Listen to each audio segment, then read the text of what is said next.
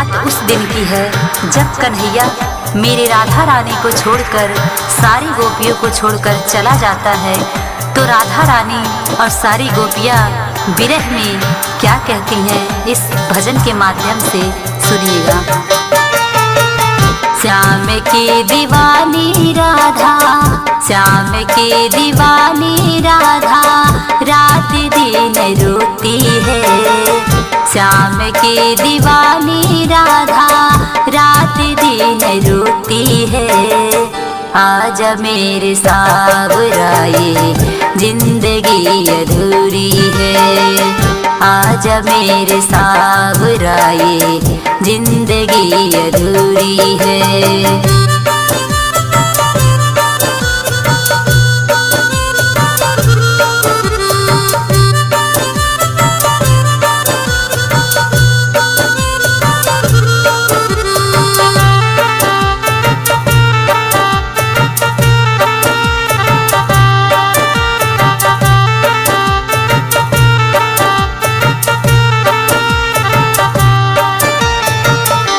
पल पल बिताए श्याम तेरी मीठी यादों को, कैसे भुला दूं श्याम तेरे इन इरादों को।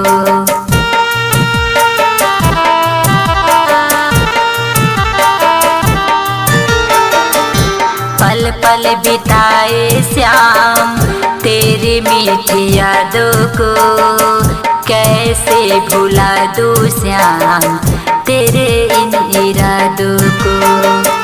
प्रेम में रूठी राधा विरह की ये मारी है। प्रेम में रूठी राधा विरह की ये मारी है।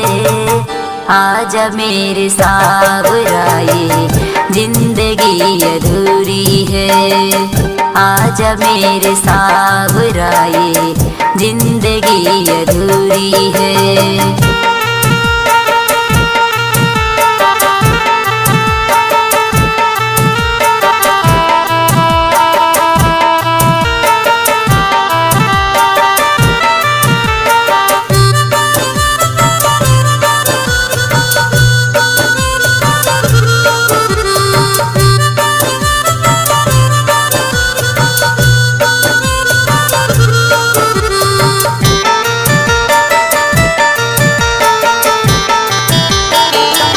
एक बार कह दो मोहन घुट के मर जाने को, नाम नहीं लेने दूंगी फिर कभी जमाने को।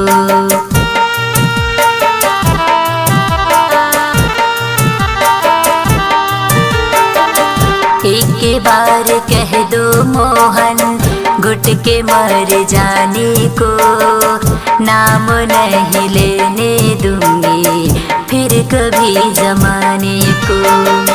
नैनों से बरसे बदरा दीदार की खुमारी है। श्याम की दीवानी स्नेहा रोज यही गाती है। आजा मेरे सावराए जिंदगी अधूरी है। आजा मेरे सावराए जिंदगी अधूरी है। श्याम की दीवानी राधा रात दिन रोती है। आजा मेरे सावराए जिंदगी अधूरी है। आजा मेरे सावराए जिंदगी अधूरी है। आजा मेरे सावराए जिंदगी अधूरी है।